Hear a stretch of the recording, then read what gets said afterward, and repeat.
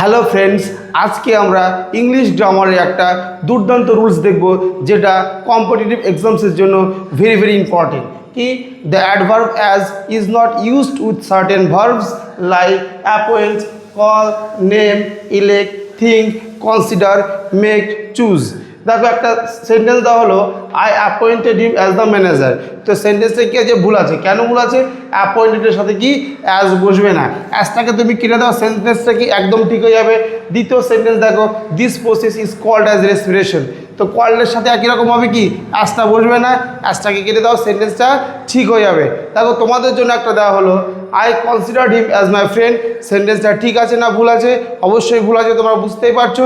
তো সঠিকটা কী হবে অবশ্যই কমেন্ট বক্সে জানাও। আর একটা কথা কি, যে আমাদের 1 মার্চ থেকে একটা নতুন ব্যাচ লঞ্চ হচ্ছে। বিগত 2 মাস ধরে আমরা কোনো ব্যাচ লঞ্চ করতে পারিনি, কেননা কোনো স্লট ফাঁকা ছিল না।